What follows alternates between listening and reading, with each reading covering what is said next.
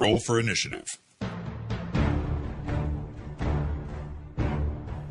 Issue number 43 of the Roll for Initiative podcast. We are all back together. DM Vince, DM Nick, DM Jason. Hi. Hello. We're all sitting here together, and Matt is ever quiet in the background. It's evil overlord Matt. That's right. We are In his here. lair, First show, underground. first show for all three of us back together. Hooray! Yay. All right, that There was the was show. much rejoicing. Yay. So, website. We've been updated. All the articles are up. All the news is up. So you can stop worrying that we pod faded. No, we're still alive and kicking. Right, Jason? What? Yeah, okay, whatever. He was busy. He was updating the website as we speak. As you Actually, you're kind of telling the truth. I fell behind on getting the pictures put back up. But all the shows have been going in the feed, and I see people getting them, so I hope everybody's enjoying it. Mm-hmm. So. Awesome. Okay. Let's head over into Sage Advice, then, I guess. Sage Advice. So, Sage Advice for this week. Sage Advice. Here we are on Sage Advice, the segment where we give advice. No, I'm just kidding.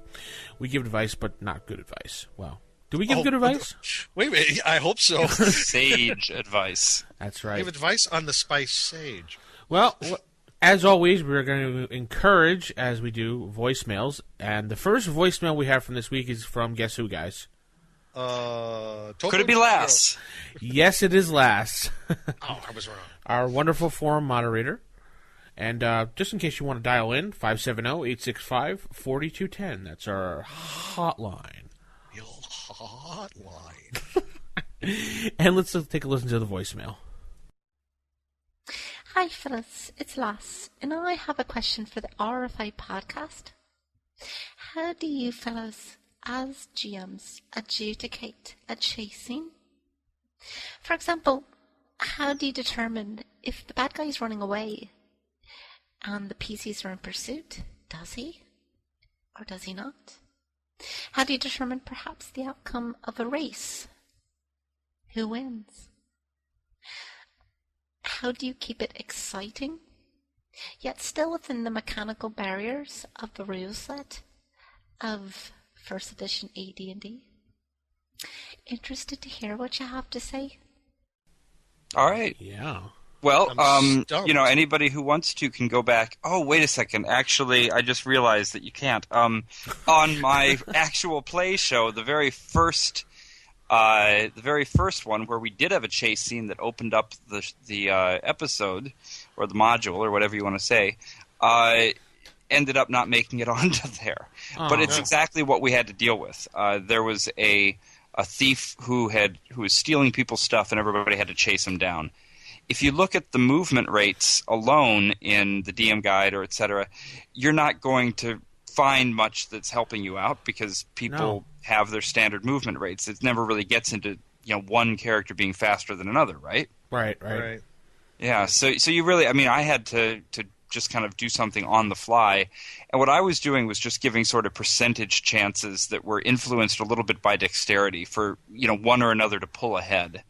And other things that could happen, like tripping on a rock or twig or a branch on the ground, that type of stuff. So really, I just kind of pulled it on the fly, using dexterity as an influencer, but not just purely that. It was more like doing percentage rolls. I don't know. Have you guys ever dealt with that?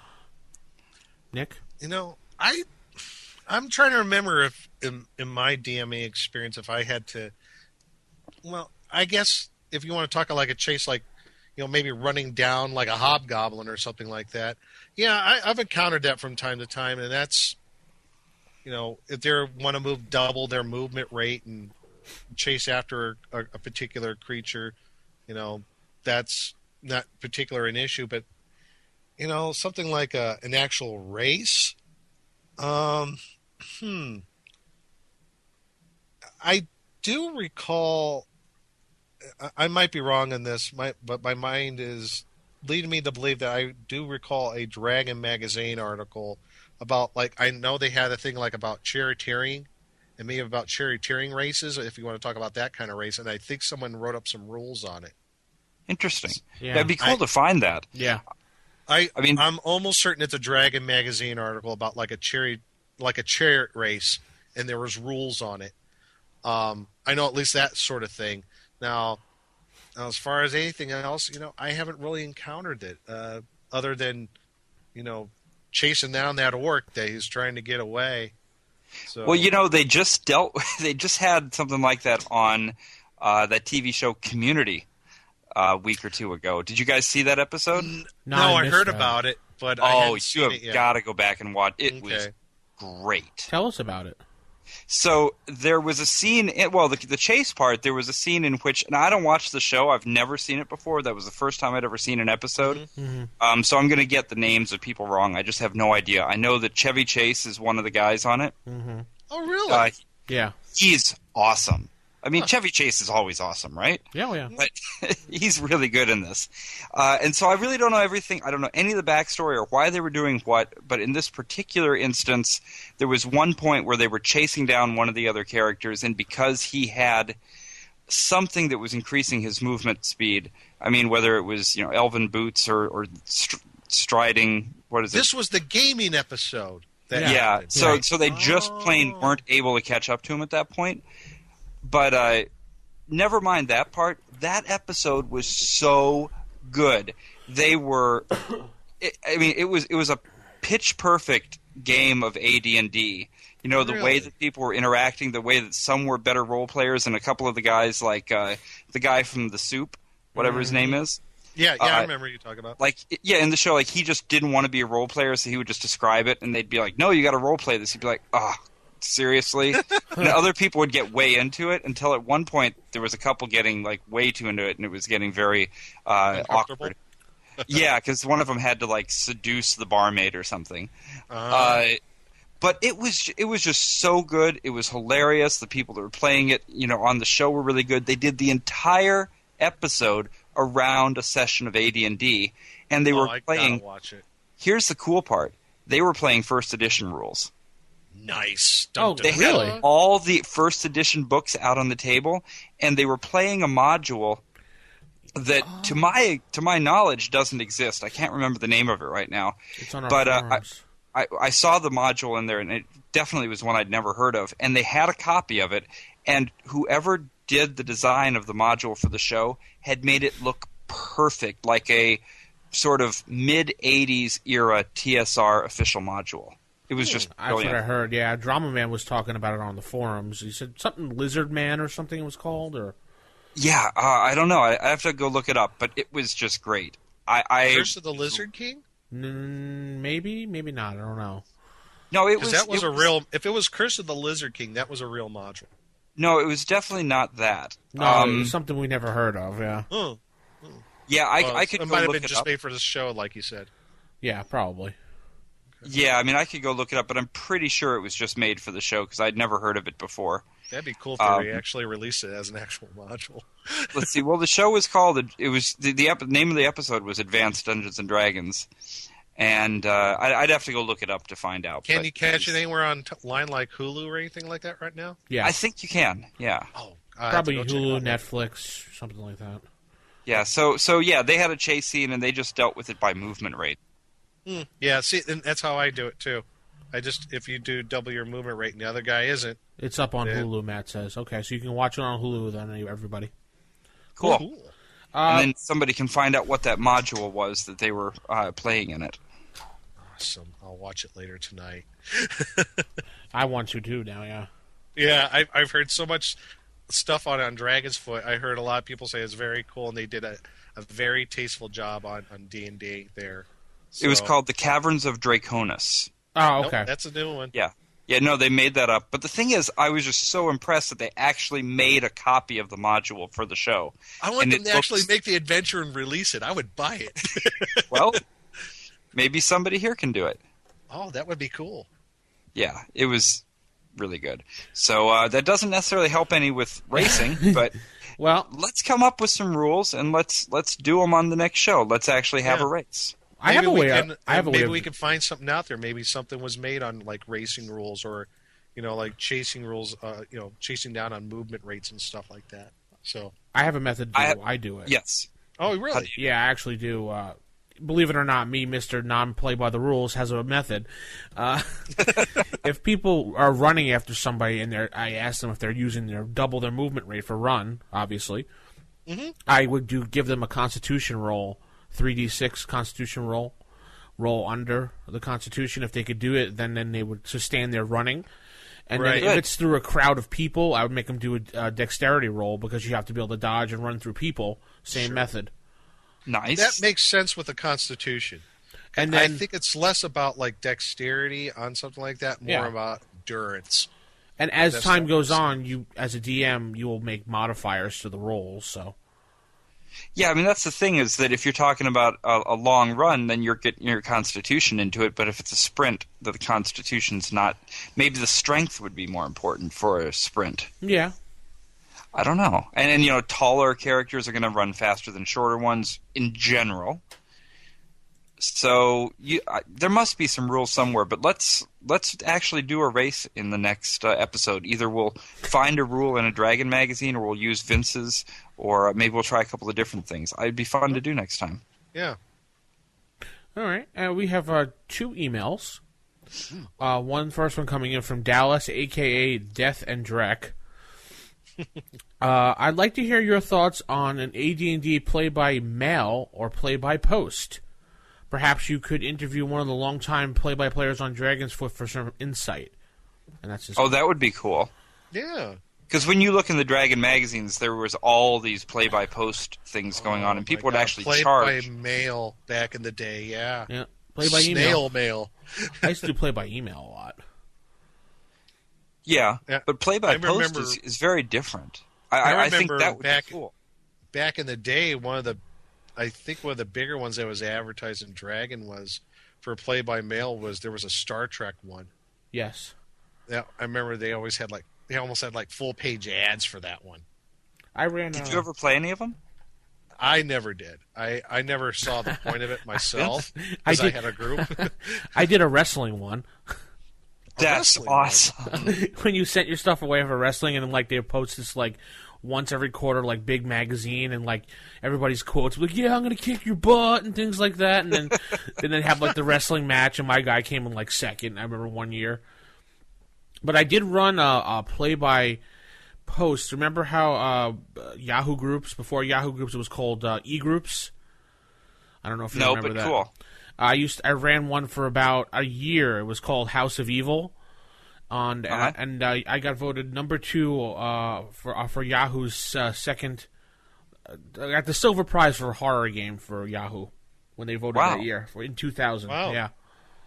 Well, the thing that'd be different about a play-by-post would be the whole physical thing of getting it in the mail. I mean, playing by email or playing by forum already gives you a little bit more time to be thoughtful about things, but imagine if you're actually writing a letter and sending it off. Yeah, definitely. That would be pretty cool. I would be up for playing one of those right now. Play by mail, actual snail mail. Yeah, actually have to print it out and put it in an envelope and wait for it to show up in the mail. That'd be very exciting. It's sad because the kids of this generation don't even know what the word pen pal means anymore because of email and everything. I know. We were just talking about that here at my house the other day because everybody who had a pen pal back then. Yeah. And you're just that seems a little bit redundant now. I mean, what's the point when you can just get on video chat with somebody in Uzbekistan? Yeah, I could just jump on Skype and talk to my buddy in UK and say what's up, and he's hey. Kids stay with their iPods, iPhones, and yeah, their Smith Corona typewriters. What were they thinking? Well, I'm sure someone who I'm sure Smith Corona typewriter. Nice, Nick. I'm sure someone on Dragon's Foot who's a long-time play-by-poster can write in or maybe give us a voicemail and tell us about their experiences keeping it alive in 2010 and 11. Yeah, definitely. It'd be cool to find anybody who worked with those, who played with those. I mean, and bring them on. I'd love that. Definitely. So, that'd be cool. If you're out there, whoever you are. Yay. And our last email comes from Super Nintendo Chalmers. Okay. Principal Chalmers. No, anyway, Superintendent Chalmers, actually. What's Principal Chalmers? What? What's Superintendent Chalmers? What's that from? From The Simpsons. Oh, okay. Great. Okay. The his- joke's funnier because we explained it. Yeah, I know, right? After a 15-year absence from Dice and Paper, I decided to get back into AT&D. At first, I was planning to get back into 2nd Edition, the system I first learned on. But after listening to your progress, I decided to try 1st Edition. I actually purchased the core rulebook from the gaming store that filmed Gamers 2 Darkness Rising. Good deal. Good deal on them, too. Now convincing and my roommates to play the game is the trick. So he just wanted to let us know what he was doing. Nice. Cool. Well, congratulations. Welcome to the fold. Yes. And to convince your roommates, listen to more Roll for Initiative podcast.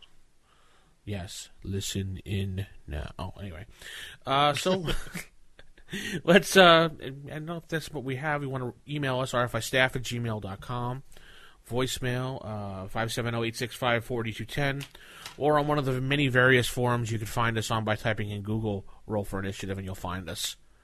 I think that's the easiest way to explain it now. Yeah. We're all over the place. So we'll head into Table Manners. Typical. Of all the evil creatures in the world, I'd like to find one with table manners. What are you kidding me? I spent years cultivating the worst table manners on the planet. Table manners. Okay, Table Manners. This time we're going to be covering something. I guess we've had a few requests on this from some of the other, I guess, supplements for AD&D 1st Edition, and one of them is the Oriental Adventures book. Right. And specifically about honor. The honor system that's in Oriental Adventures. How does it work? Why is it in this system? And would you want to use it or not? So, well, it seems like Gary Gygax took it pretty seriously. This seems, from what I've read, to be one of the add-ons or whatever that he really liked. Yeah. Especially there's that quote. I don't know where it's from, but it's something I'm paraphrasing here. That what Gary Gygax said: if you ever have a character that reaches 0 or negative honor, you might as well just crumple him up and throw him away. There's no point in ever playing that guy again. That's directly from the book. I can find that right in the book here. Yeah. Right in the book. But a little bit about the honor system itself and how it works. What the point is, what it's all about is, and right out of the book, and this is on page 35 of Oriental Adventures, everybody listen out there, is a measure of the character's worth in the society, his dependability, his personal character, his trustworthiness, his decency, and more. So it's all of those things factored in about your character. And there are several different factors beyond that influence how much honor a character has, like their class, their race, their social ranking, also the honor of their family. There are different ways you can gain and lose honor if you use this particular system. One of the things is, like, for example, if a character, might, like a cavalier or somebody, or a paladin, if they lie about something, flat out lie to something, they might not gain any honor or lose honor. There's actually but the thing is about this one in Oriental Adventures, there are charts in here for the different Oriental Adventure classes, how they gain and lose honor. Okay. Yeah, you could be the most evil person in the land, but you can have as much honor as, like one of the highest ranking leaders in the land. You could be the person with the most dishonor and be the person with the golden heart. It doesn't really matter which way you go. Yeah, honor is not dependent on alignment. It's your own. Yeah, like how the code you live by and how everybody perceives you. Yeah, right. I mean, it doesn't change the core individual; it's their reputation. But being a character that needs to have standing in the community for whatever reason, you're some type of a leader. If your honor has dropped pretty low, you've been accused of crimes and people are talking behind your back that you welch on your debts and that you've run away from battles and that type of stuff. Yeah. You're going to need to do stuff to bring your honor back up if you're using this system. Now, one of the things about the system that I didn't like is like one of the things that you mentioned, Jason, is under effects of honor, the second paragraph. This, I thought, like I said, the rules are rather extreme, or I guess draconian would be a good term. Okay. First and foremost, if any character, no matter what race or character class, ever allows his honor to fall below 0, that character is out of the game. The player should crumple up the character record sheet and toss it away. Oh yeah, that's the See, that's a little extreme. I just don't see that. I think you can have characters play in low honor. I just think a lot of bad things are going to happen to you. Well, well, how much honor does a character start with? I mean, let's take this for a minute as an example. You've got. Go ahead. I'm sorry. One of the factors is that affects your honor is your birthright, is how basically what your social standing is in the world, and that's on a previous table, and that adds honor on to what your starting honor is for your character. All right. So, and it's also starting honors. Starting honor is pretty low to begin with, right? It's 10, 15, 20 points. These are just for classes in the Oriental Adventures book, but you could come up with a pretty good example if you wanted to use them for thieves and paladins and fighters and magic users. Yeah, so that's what I was just looking at. Yeah, if you wanted to use this beyond Oriental Adventures in the larger scope of the whole AD&D classes that you might want to have, I guess you could expand that out. I guess you would just look at what classes would be closest to what you have from Oriental Adventures comparable to what's in the player's handbook and apply those base honor rules to it. Yeah, you could do that. I do have to say that sentence does make sense that Gary says in the book about might as well crumple up the character, because as we know, in feudal Japan time, everything was based on honor. So a man without honor didn't have a life to live, so they would kill themselves. So that's pretty much why he's saying you might as well crumple up the character sheet. Right. But if we're expanding this over to a larger campaign world beyond the Oriental setting and using the honor system outlined here in a Western campaign setting, that the standard campaign setting for AD&D, it doesn't really expand on it in the book how to include them. It doesn't. Or you would just you'd come up with it yourself. But I guess what I was saying, you're saying what is it such a big deal to hit 0? And if you're starting with a character who at the very beginning has just a very small base amount of honor, and then they do something like being convicted of a crime and these types of things, well, at that early stage they've done a pretty lousy job of managing their reputation, so they've kind of gotten off to a bad start. And if you're playing in a world where you've decided that honor is going to be central to it, you might as well throw it away. But if you've just decided to bring the honor system over to a different setting because you like the way that it affects the game, and I can see that being kind of cool, then you don't necessarily have to do that. I mean, you could have a really interesting kind of Lone Ranger, or who was David Carradine's character in Kung Fu? What was he called? Well, whatever. You could have a really interesting kind of character who's been cast out of society and he's wandering because he's lost his honor and he's got to get it back. Yeah, that's a pretty interesting hook for a character. It would be. Now, when you were talking about how honor is seen, the honor of the character is seen from externally from other people, the higher honor that you get with this system, there are going to be some benefits, like expanding on the effects of honor on page 36. When you get to 75 honor points, you'll receive a gift from a powerful lord that is known to your character. Right. You get to 80 points, your name starts to appear in popular songs and poetry and the local and it goes on from there. you're at 90 points of honor, you're invited to come and serve as one of the most powerful lords of the land. So There's also negative. Not serve as one of the. No. We'll serve under. Serve one of them. Yeah. Mm-hmm. Serve on. Yeah. Yeah. Not serve as. and the That would be something. now, also in the book it says the maximum amount of honor you can have is 100 points. So you can max out on that.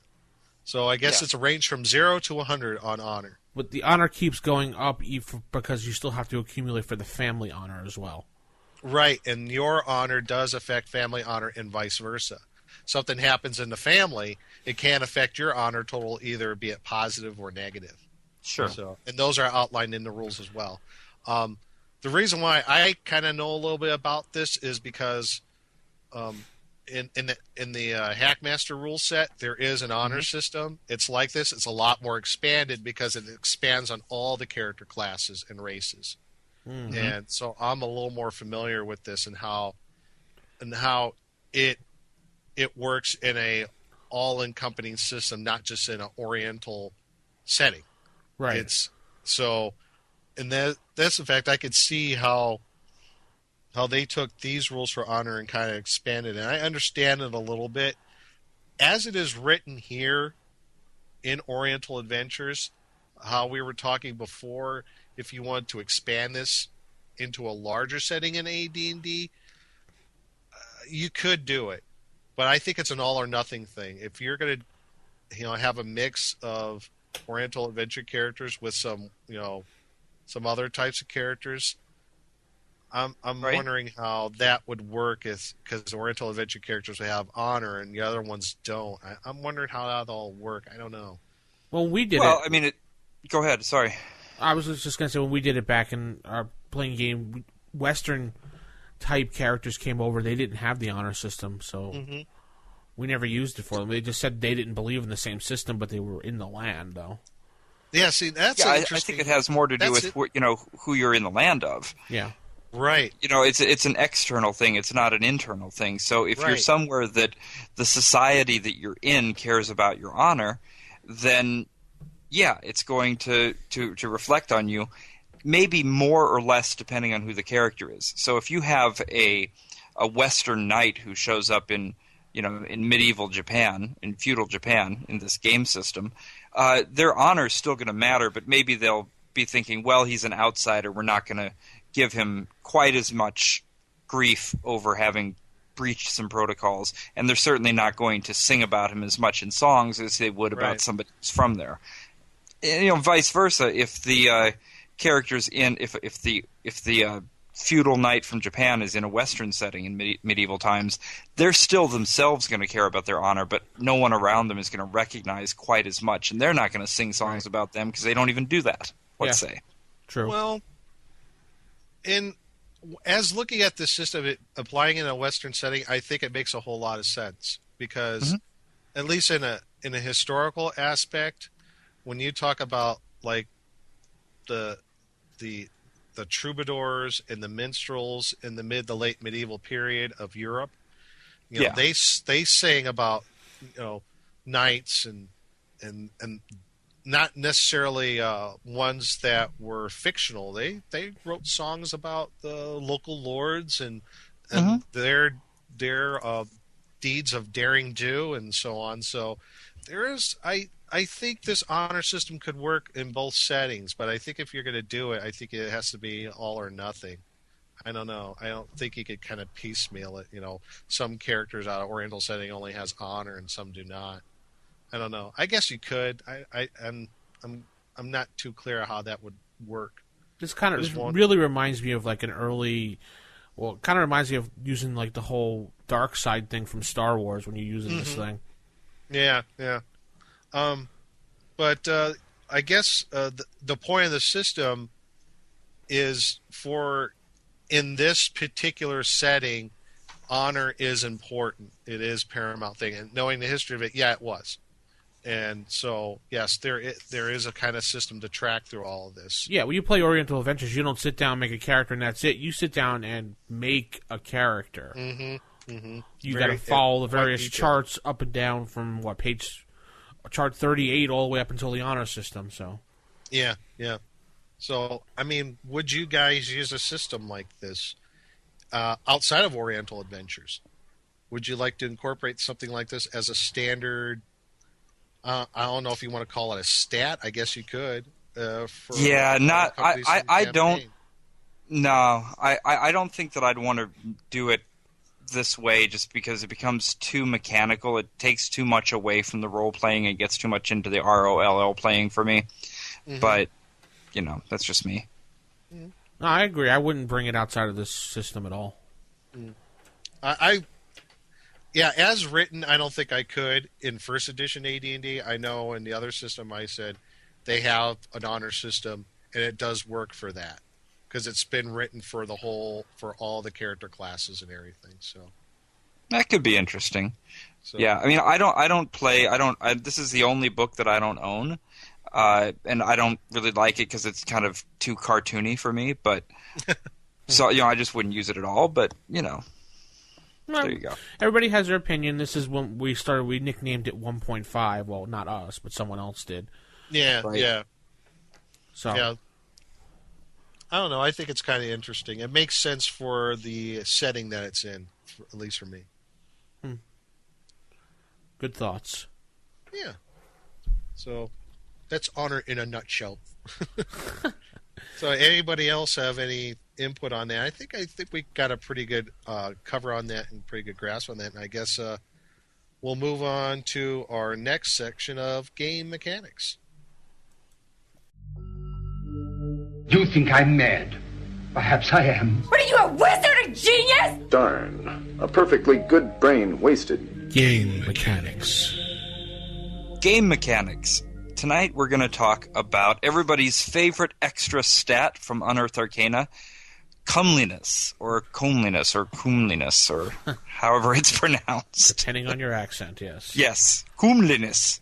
How pretty I am. Yeah, exactly. How pretty are you? So it's not charisma, although a lot of people have sort of treated charisma that way in the beginning, but really what it comes down to is just pure physical attractiveness. Right.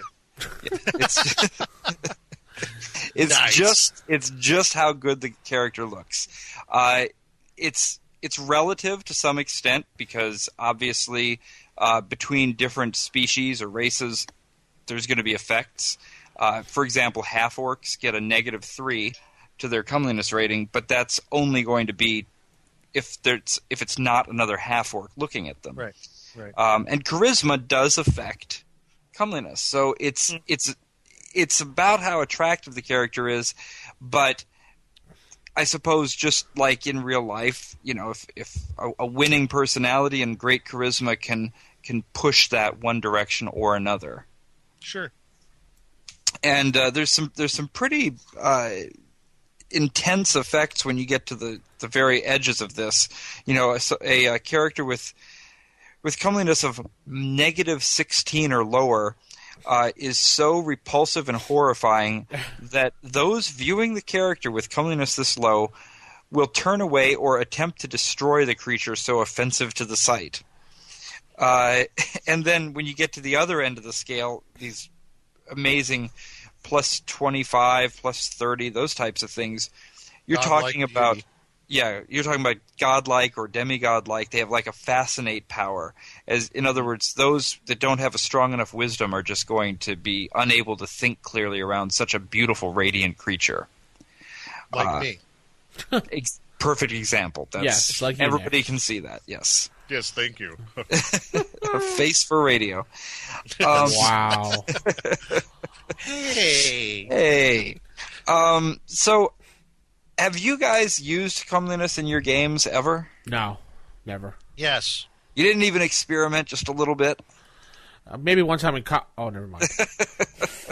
No, Just I've that one time. Just that one time. It didn't really count because I was asleep. No. I did not inhale. So how did you use it in your game, Nick? I just use it as part of one of the regular stats, Mm-hmm. and just incorporate I it mean, right did in. it come up very often for you, or? I mean, I recall when I first got the book, I'm like, oh, this is pretty interesting. This makes sense, and Yeah. at least in my local game group, groups, where I grew up, they're like, yeah, everybody was really cool about using it. I mean, was it a real like game breaker, or did it really affect things? Well, if you're trying to pick up the local bar went, sure. Yeah, I mean, that's kind of where it came in for us. When the book came out, we're like, hey, new stuff you can do. And so we added that stat in.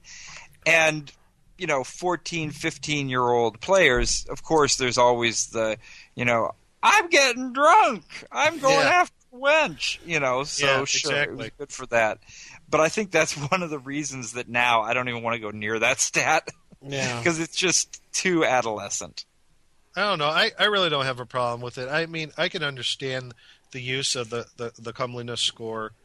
And, I mean, I can think of some, at least one historical example of a man who had a pretty low comeliness but a high charisma. Abraham Lincoln. Right. He wasn't exactly the looker. He wasn't exactly a looker, but he had a high charisma. Yeah. The guy could talk, and he was a very good orator.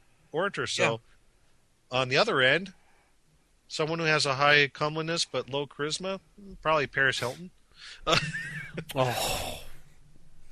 This is my opinion. Great. Now we're never going to have Paris Hilton on our podcast. No, I'm just kidding. Yeah, I've never rolled up her stats, so I don't know. But sure. But that's the thing is when you look in game terms, I don't really see that much that it can affect. I mean, not really, no.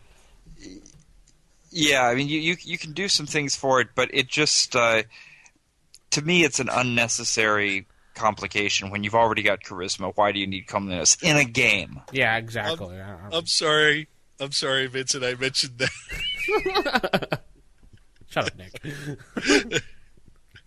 I just always never found charisma. Just use charisma. You don't need comeliness. I mean, they dropped it when they moved to the next edition. I mean, it's gone. Yeah, it was one of those things. You know what I think it probably came out of? I have no insight to this, any real insight, but this is my guess. Okay. Is that enough people were misusing charisma and treating it like that somebody said, why don't we just make a separate stat that specifically is about physical attractiveness?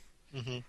Now, why they decided that was something that they could spend their time on, and they didn't spend any time on things like determining who wins in a foot race, I don't know. I don't know. I wish Gary was around. We can ask him, maybe someone else at TSR that was around then who's still... Oh, my gosh. Okay, Matt, our producer, has found Paris Hilton's stats on Wired magazine. Shut up. Really? Done, Matt. Holy cow. You're right. I see that. Yep. You have a faster computer than I do. I can't see it yet. I got it here. Chaotic, all right. Chaotic neutral human. Really? Strength 9, yeah. Strength 9, intelligence 9, wisdom 9, constitution 10, dexterity 14, charisma 18, special abilities. Charisma 18? Yeah. Well, if we're figuring that comeliness score. Wow. Special abilities: wiggling out of jail time for DUI charges, washing cars in an entertaining manner. Jeez. Oh boy, that's pretty good. Did they do a bunch of different ones for different celebrities? I'm looking here. It's cool. They actually did it for AD&D too. They even say at the beginning of the AD&D, players roll dice. Wow, cool. I would like to just take this opportunity to thank Time Warner Cable for giving me the kind of broadband that can't pull up a single web page. This entire time, it still hasn't come up. Oh, really? I just find it funny that someone came up with D&D stats for Paris Hilton. Oh, my God. That's great. That's too cool. Yes, and I think either it's really cool or someone's got way too much time on their hands. Yeah. All right, so if anybody who's listening to the show has a different opinion and finds comeliness to be a useful stat, please let us know. But it sounds like for now we have a consensus.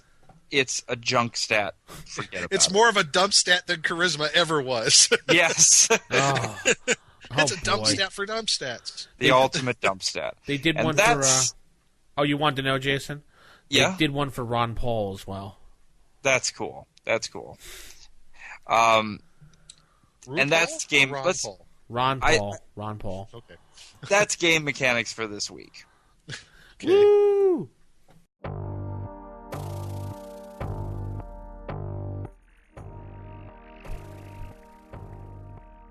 Creature, theater.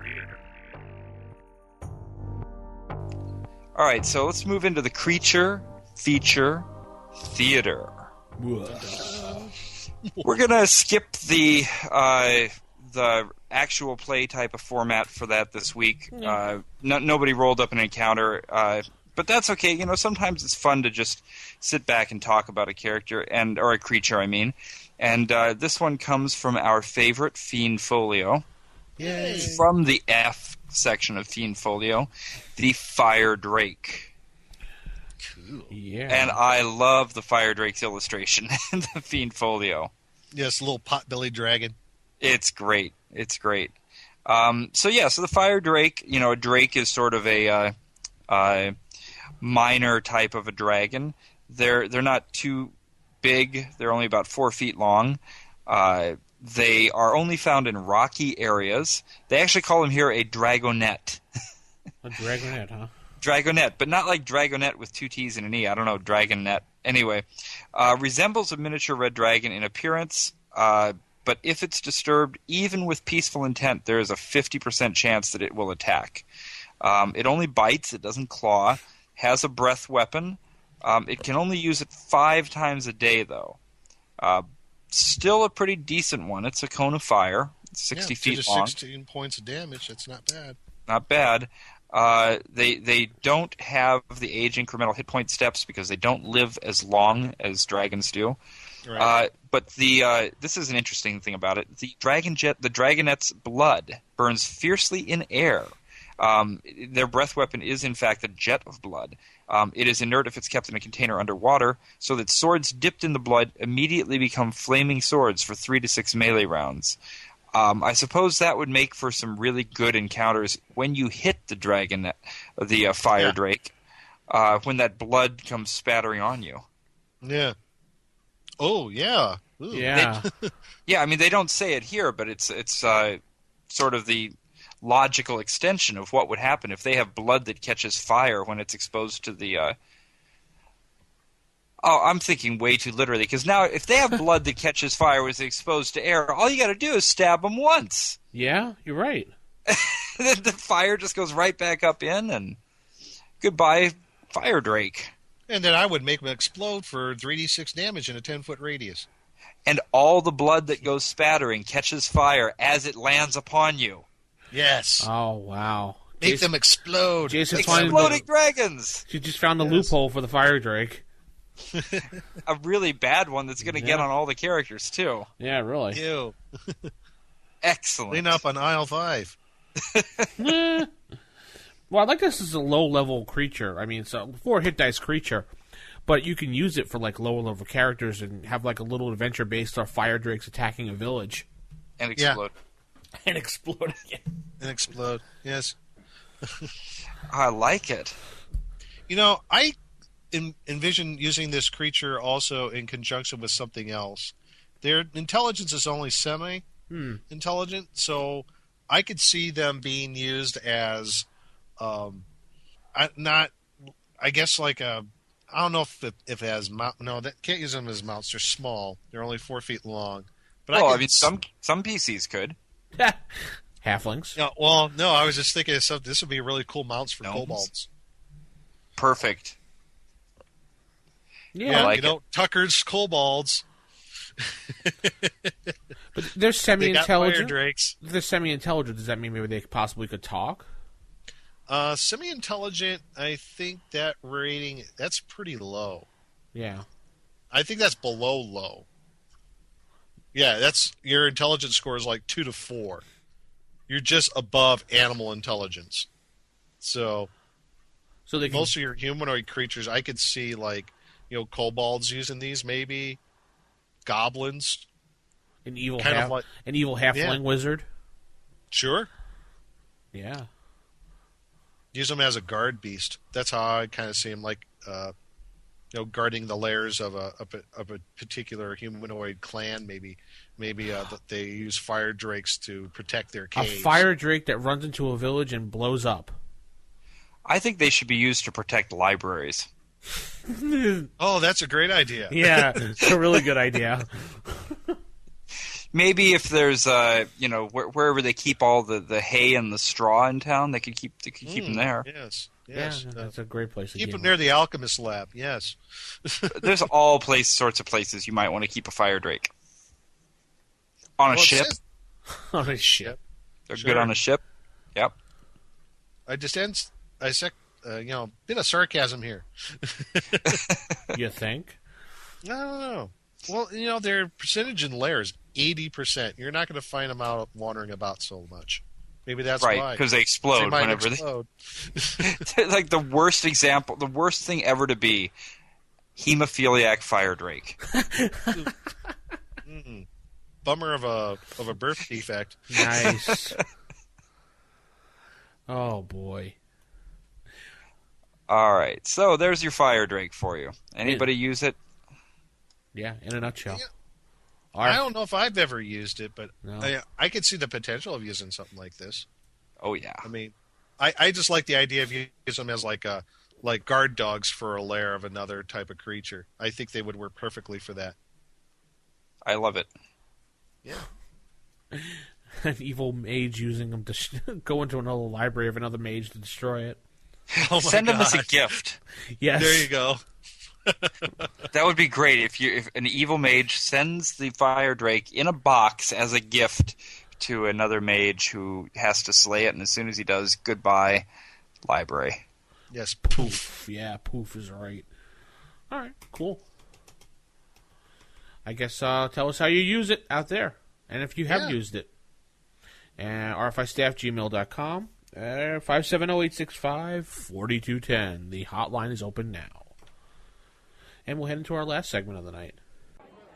Ooh, one of those electronic voting dealies. It's our poll of the week. I thought this was the 10-foot pole. Oh, yeah, the 10-foot pole. My apologies. 10-foot pole. 10-foot pole. I love this one. I do too. I love it. Quick, goblins attack you! I don't even know what my character class is, but... Yeah, it's basically quick. Goblins attack you. Grab your trusty axe +2 and attack! Or grab your spellbook and fireball the lot of them. Or pray to your god for action. Or hide, you never fight straight on. What would you vote, Jason? Hide, you never fight straight on. I love playing a thief. Okay. Nick? Grab your axe +2 and attack. That's what I chose. I actually chose... It was either that or the cleric one. I actually grab your spellbook and fireball the lot of them was what I picked. I didn't see change self into goblin, hide while they fight the rest of your party. That wasn't an option. Who's playing the doppelganger? Yeah. Nice. So 56 of the votes coming in said grab your axe, followed up by 33% of the fireball. Then we got 6% and 5%. How does that add up?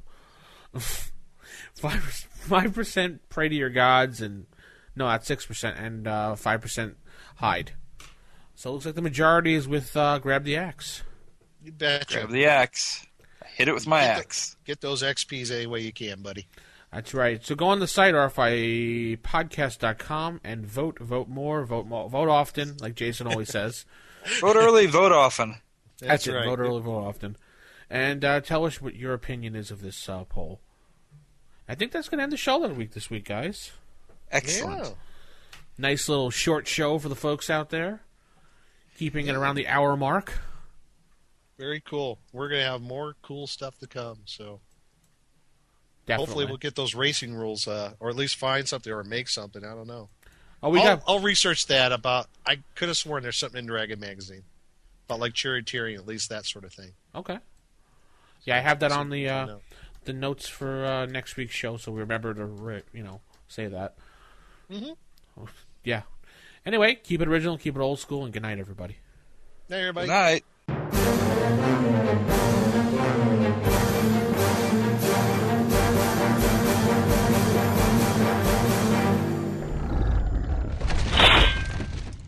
Roll for initiative.